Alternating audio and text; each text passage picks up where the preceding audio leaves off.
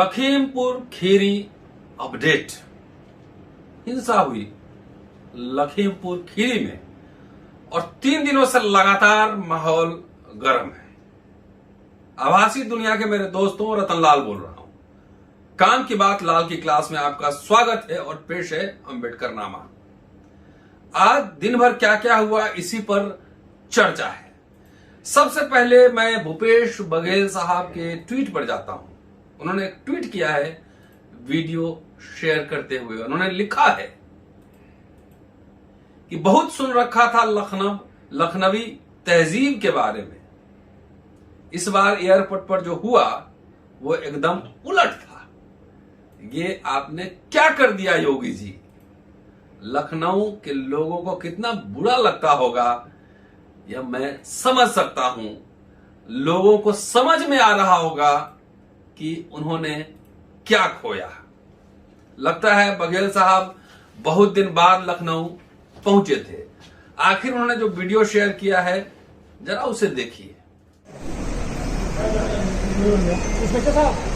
सीतापुर में लगा 144 सारे लखीमपुर में, हम लखीमपुर में जान ही रहे हैं। रोकने जाती क्या है?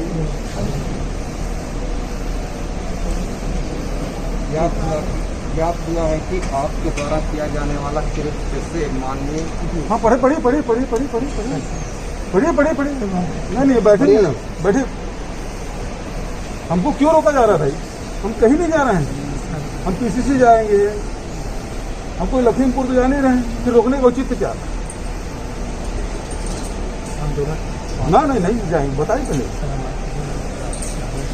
जबरदस्ती मेरे साथ कर रहा हूँ तो फिर मुझे जाने दीजिए। मैं आपके लखीमपुर नहीं जा रहा हूँ। मैं आपके लखीमपुर नहीं जा रहा हूँ। 144 धारा वहां लगी हुई, लखनऊ में नहीं। लखनऊ में हाँ, लखनऊ सब जगह लगा है। लखनऊ में फिर हम लोग बैठते हैं। सर प्लीज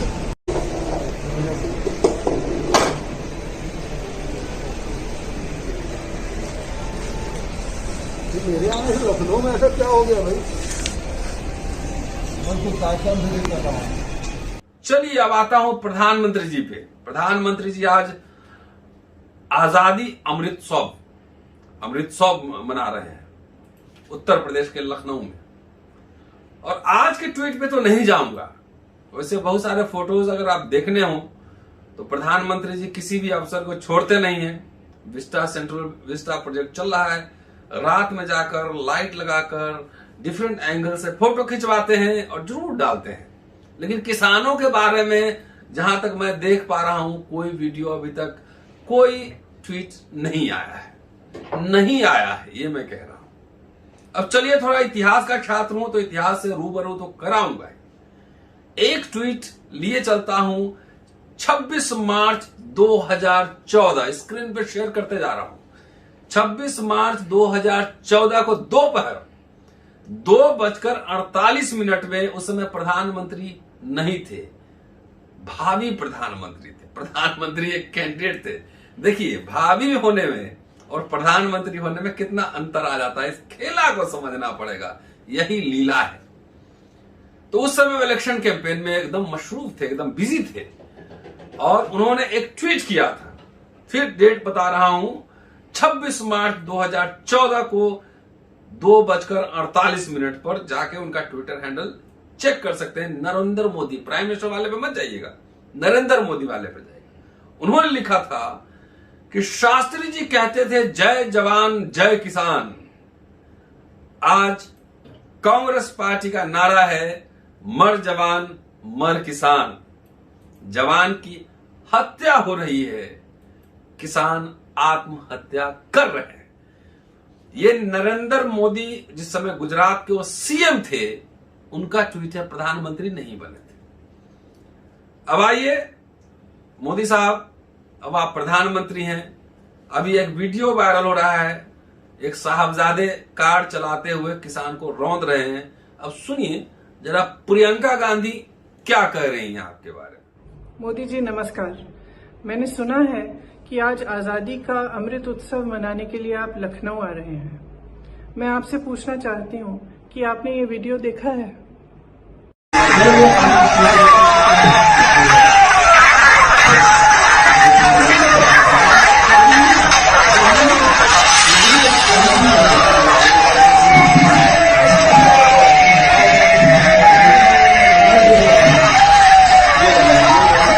आगे तो ये सब जीते आगे खड़ा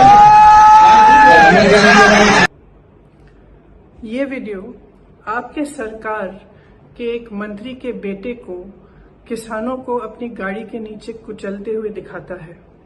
इस वीडियो को देखिए और इस देश को बताइए कि इस मंत्री को बर्खास्त क्यों नहीं किया गया है और इस लड़के को अभी तक गिरफ्तार क्यों नहीं किया गया है। मेरे जैसे विपक्ष के नेताओं को तो आपने हिरासत में बगैर किसी ऑर्डर, बगैर एफआईआर के रखा है। मैं जानना चाहती हूँ कि ये आदमी आजाद क्यों है। आज जब आप आजादी के अमृत उत्सव की महफिल में मंच पर बैठे रहेंगे मोदी जी, तो आप याद करिए कि आजादी हमें किसानों ने दिलवाई। आज भी इस देश की सुरक्षा सीमाओं पे किसानों के बेटे करते हैं। किसान महीनों से त्रस्त है, अपनी आवाज उठा रहा है और आप उसको नकार रहे हैं। मैं आपसे आग्रह करती हूँ, लखीमपुर आइए ना। जिन्होंने आजादी दिलवाई, जो अन्नदाता है इस देश का, जो आत्मा है इस देश का, उसकी पीड़ा समझिए, सुनिए। इनकी सुरक्षा करना आपका धर्म है। जिस संविधान पर आपने शपथ लिया उसका धर्म है और उसके प्रति आपका कर्तव्य है। जय हिंद, जय किसान। चलिए, वीडियो देखने के बाद एक और प्रधानमंत्री जी के सबसे विश्वास पात्र आदमी है शाह साहब, अमित शाह।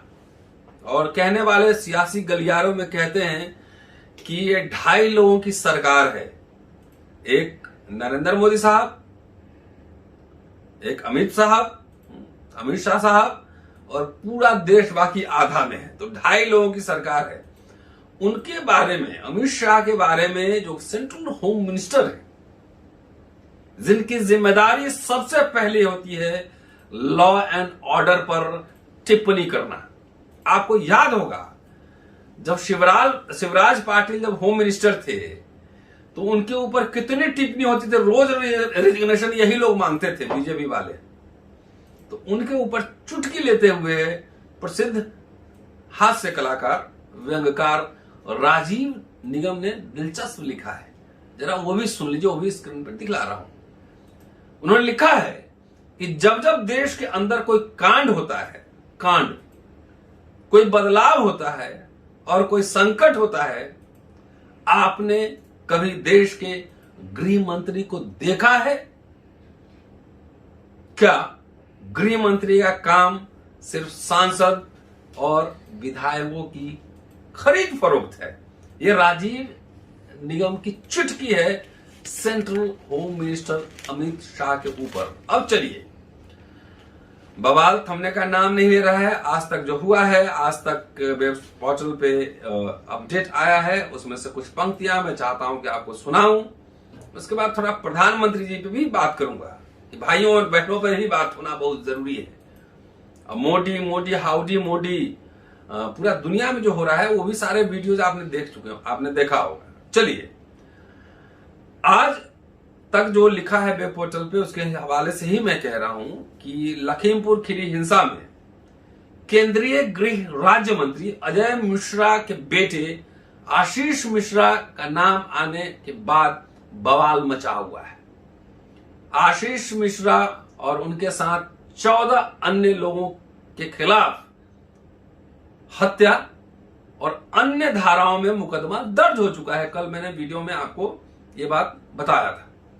इसी बीच अजय मिश्रा की भी हिस्ट्री खंगाली जा रही है कि अजय मिश्रा ब्राह्मण है जाति से, तो किस कोटि के ब्राह्मण थे, मतलब चतुर्वेदी, त्रिवेदी, द्विवेदी या कौन किस कैटेगरी के थे, वो लोग हिस्ट्री भी खंगाल रहे हैं। तो आज तक के हवाले से आ रहा है कि केंद्रीय गृह राज्य मंत्री अजय मिश्रा कभी लखीमपुर में तिकोनिया थाने के हिस्ट्री शीटर थे। हिस्ट्री शीटर, गलती से हिस्टोरियन मत पढ़ लीजिएगा, हिस्ट्री शीटर थे। हालांकि हाई कोर्ट के आदेश के बाद अजय मिश्रा की हिस्ट्री शीट को भी खारिज कर दिया गया था। आगे केंद्रीय गृह राज्य मंत्री अजय मिश्रा पर मारपीट, हत्या, धमकी देने जैसी तमाम घटनाओं में 4 मुकदमे दर्ज किए गए थे। 1 2 नहीं, 4 मुकदमे दर्ज किए गए थे। 2 मुकदमों में उनके सुपुत्र, उनके बेटे आशीष मिश्रा और मोनू भी नामजद रहा। वाह, अच्छा है, अच्छी विरासत संभाली हो। दरअसल पिछले दिनों एक वायरल वीडियो में अजय मिश्रा ने कहा था कि विधायक और सांसद बनने से पहले मैं क्या था इसको भी जान ले। यस, जानना चाहिए। अब पूरा देश दुनिया जानेगा कि आप कितने बड़े वेद के ज्ञाता थे, कितने बड़े इंटेलेक्चुअल थे, है ना, कौन सा वेद पढ़ते थे, ये पूरा दुनिया जानेगा। चलिए अब आगे आज तक ने लिखा है कि जानिए कब कब दर्ज हुआ केस। पहला, 5 अगस्त 1990 को तिकुनिया थाने में अजय मिश्रा के साथ 8 लोगों पर मुकदमा दर्ज हुआ था। उन पर हथियारों से लैस होकर मारपीट का आरोप लगाया गया था। नंबर 1। नंबर 2, और ये बता रहा हूं, उसके बाद मैं बताऊंगा अभी विकिपीडिया के हवाले से ही कि ब्राह्मण होने का मतलब क्या होता है। वैसे ब्राह्मण धर्म पे मैंने वीडियो पहले बनाया हुआ है। दूसरा, 8 जुलाई 2000 को प्रभात गुप्ता की हत्या में अजय मिश्रा समेत 4 लोग नामजद किए गए थे। ये दूसरा केस है। तीसरा, 31 अगस्त 2005 को ग्राम प्रधान ने अजय मिश्रा समेत 4 लोगों पर घर में घुसकर मारपीट और दंगा फसाद करने का मुकदमा दर्ज कराया। चौथा, 24 नवंबर 2007 को अजय मिश्रा समेत 3 लोगों पर घर में घुसकर मारपीट का मुकदमा दर्ज हुआ था। अजय मिश्रा के बेटे आशीष मिश्रा 2005 और 7 इन 2 केस में वो भी नामजद थे। उनका दूसरा नाम जो है निकनेम है मोनू है। इसका मतलब है कि पहले थोड़ा बच्चे रहे होंगे, 5-7 में पंख फड़फड़ाने लगे होंगे, तो वो भी थोड़ा सा नाम उनका भी आ गया। थोड़ा सा विरासत में वो कुछ ले रहे होंगे कि आखिर उनको पिताजी के नक्शे कदम पर चलना है। अब देखिए आगे कि अजय मिश्रा पर 4 गंभीर मुकदमे में सबसे गंभीर मुकदमा प्रभात गुप्ता की हत्या का था, मर्डर केस का था। हत्या के बाद इस मुकदमे में अजय मिश्रा लोअर कोर्ट से, जानते ही आप लोअर कोर्ट से बरी कर दिए गए। इत्तेफाक था कि 29 जून 2004 को सुनवाई करने वाले जज ने अजय मिश्रा के हत्या के मामले में उन्हें बरी किया और 30 जून को रिटायर भी हो गए। क्या बात है, जज साहब 29 जून को बरी कर रहे हैं उनको और 30 जून को रिटायर भी हो जा रहे हैं। कुछ तो कनेक्शन होगा, कुछ कनेक्शन होगा। परिवार ने इस मामले का, अजय गुप्ता जी के जो प्रभात गुप्ता थे उनके परिवार ने इस फैसले के खिलाफ हाई कोर्ट की लखनऊ बेंच में अपील दायर की और अपील अभी जारी है। अजय मिश्रा जमानत पर कोर्ट से बाहर है और सनद रहे 12 मार्च 2018 से हाई कोर्ट ने भी इस मामले में सुनवाई के बाद अपना फैसला सुरक्षित कर रखा है। अब 3 साल हो गए, क्या जज साहब 3 साल में सुरक्षित ही रहेगा फैसला? क्यों, फैसला में कोई डायमंड और प्लेटिनम लगा हुआ है, कोई हीरा जवाहरात है कि सुरक्षित सेफ तिजोरी में बंद किए हूं मैं? फैसला सुरक्षित रखा है। बीते 3 सालों से फैसला सुरक्षित रहने पर हाई कोर्ट की डबल बेंच में याचिका दायर की गई, अपील, जिसमें इसी महीने सुनवाई होनी है, अक्टूबर में। समझिए देश की जुडिशरी का क्या हाल है कि न्याय रिजर्व्ड है, खाली उसको ओपन कीजिए, इसके लिए भी अलग पिटीशन डालना पड़ेगा। प्रभात गुप्ता के फैमिली थोड़ा फाइनेंशियली ठीक होंगे, सस्टेन कर रहे होंगे, लेकिन ये सोचिए कि आम आदमी को न्याय क्या इस देश में इस तरह से मिल सकता है क्या? ये सोचने वाली बात है। डॉक्टर अंबेडकर को भी मैं कोट कर सकता हूं, कई वीडियो में कोट कर चुका हूं, इसको सनद रहे। लखीमपुर हिंसा के बाद केंद्रीय मंत्री अजय मिश्रा के बेटे आशीष मिश्रा पर 14 लोगों के साथ विभिन्न धाराओं में मुकदमा दर्ज है। अब चलिए थोड़ा सा अभी ब्राह्मण धर्म पे आगे बात करूंगा कि ब्राह्मण का धर्म क्या है। कई वीडियोज में मैं सुना चुका हूं कि शास्त्र क्या कहते हैं, ब्राह्मण कौन है। लेकिन अब आता हूं मैं प्रधानमंत्री जी पे कि अभी अमृत महोत्सव मना रहे हैं। भूपेश बघेल धरने पे बैठे हैं, प्रियंका नजरबंद हैं, अभी हिरासत में हैं, और दीपेंद्र हुड्डा भी उनके साथ ही, प्रियंका गांधी के साथ ही हैं। लोग महंगाई से परेशान हैं, सारा निजीकरण हो रहा है। अभी यूएनओ में जाके इंडियन डेमोक्रेसी में क्या शानदार भाषण दिया प्रधानमंत्री जी ने। जब भी भारत से बाहर जाते हैं, मैं बुद्ध की धरती से आया हूं, मैं सबसे बड़ी डेमोक्रेसी हूं, मैं सब कुछ हूं, सब कुछ बोल देते हैं। लेकिन प्रधानमंत्री जी को यह पता नहीं है कि डिजिटल वर्ल्ड में कुछ छुपता नहीं है। किसानों पे जो हमला हुआ एक तरीके से, कार सीधा चढ़ा देना, ये फिदायनी हमला था, फिदायन हमला हुआ है। प्रधानमंत्री जी मौन है। ये बात तो समझना पड़ेगा। ये सारी लोकशाही डेमोक्रेसी, इनके से एक बार बता दो, इनकी ट्रेनिंग ऐसी होती है बोलने में, वचनम किम दरिद्रम। संस्कृत के राजा चौधरी मुझे करेक्ट करेंगे कि वचन से दरिद्र नहीं रहा जाए। जितना बड़ा बड़ा बात कहना हो करिए, लेकिन करना वही है जो लीला बताएगा। लीला समझ रहे हैं, वही काम करना है। तो इस तरीके से इनका पूरा हर चीज इवेंट होता है। प्रधानमंत्री जी बड़ी बड़ी बात कहते हैं, लेकिन किसान आंदोलन पे, छात्रों के आंदोलन पे, तमाम ये सब, जैसे बोले थे रोहित बुमला के बारे में, मेरे दलित भाइयों को मत मारो, मुझे मारो। अब दलितों पर हिंसा का रफ्तार तेज हो गया, उत्तर प्रदेश में ही तेज हो गया। तो ये सारा लीला जो है ये समझने की है, ये समझिए इसको। अब आइए कि मंत्री जी के बेटे पे तो हो चुकी है, अब आते हैं कि ब्राह्मण धर्म क्या कहता है। डिटेल्स में पहले बता चुका हूं, लेकिन अभी मैं आपको विकिपीडिया से ही बता रहा हूं। बहुत ही जनरलाइज्ड है वर्जन, लेकिन तभी उसकी व्याख्या बीच बीच में कर दूंगा। लिख रहा है कि ब्राह्मण हिंदू वर्ण व्यवस्था का एक वर्ण है। ठीक है, हिंदू वर्ण व्यवस्था, लेकिन ये वर्ण व्यवस्था बनाया कौन, इसमें कुछ नहीं लिखा गया है। लिखा जाना ये चाहिए था कि वर्ण व्यवस्था ब्राह्मणों ने बनाई थी। आगे, यश मुनि की निरुक्त के अनुसार ब्रह्म जानाति ब्राह्मण, अर्थात कि ब्राह्मण वो है जो ब्रह्म को जानता हो। मतलब ब्राह्मण का अर्थ है ईश्वर का ज्ञाता।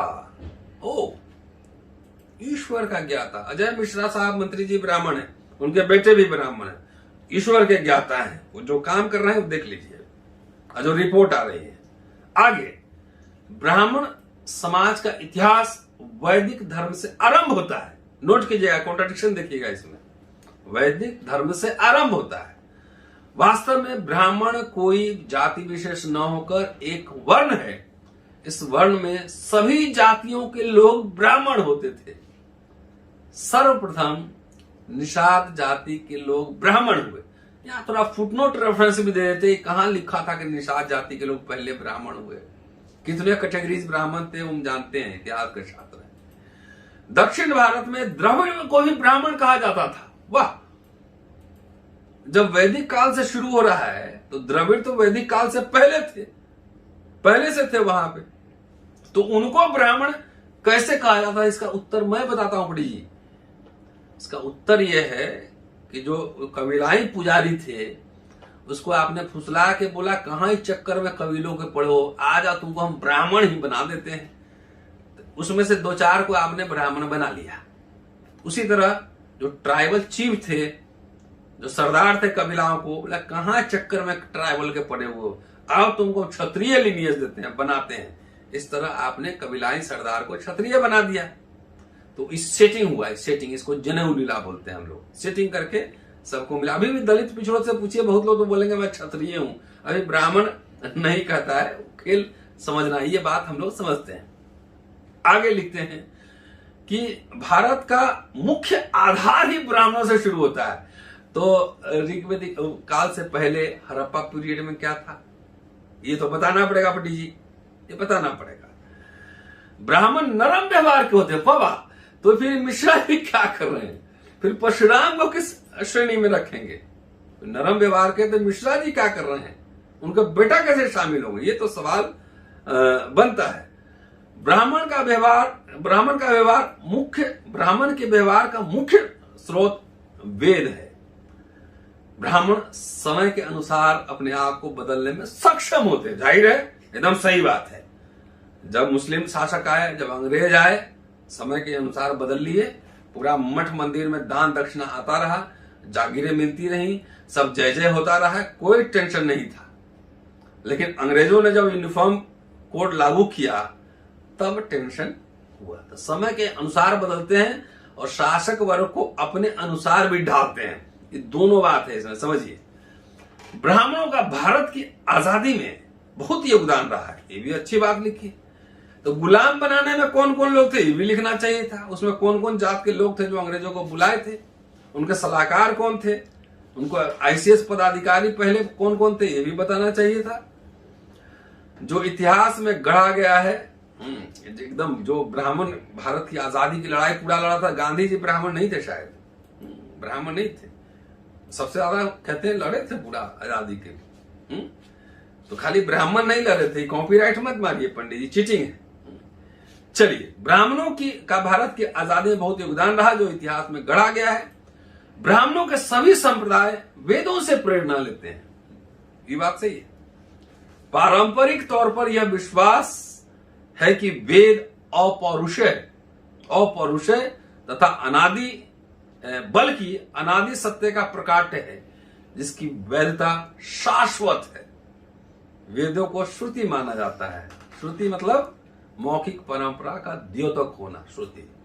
तो ब्राह्मण का काम है। अब पूछा जाना चाहिए कि भाई जो धर्मशास्त्र वेद जो कहता है ब्राह्मण के बारे में, उस पे केंद्रीय गृह राज्य मंत्री फिट बैठते हैं या नहीं, उनका बेटा फिट बैठता है कि नहीं। तो ये सब बीच बीच में हम लोग समीक्षा करते रहेंगे, लगातार आपको अपडेट करते रहेंगे। तब तक keep watching and sharing Ambedkarnama. आप कम शेयर कर रहे हैं, दोस्तों की संख्या कम हो रही है, उसको थोड़ा सा तेजी से, रफ्तार से बढ़ाइए। अगले एपिसोड में फिर मिलता हूं और कल फिर अपडेट लेकर आऊंगा। कॉलेज के कार्य में थोड़ा ज्यादा व्यस्त हूं, इसलिए एक ही वीडियो बना पा रहा हूं। शुक्रिया। Keep watching and sharing Ambedkarnama. अगले एपिसोड में आपसे फिर मुलाकात होती है। जय हिंद।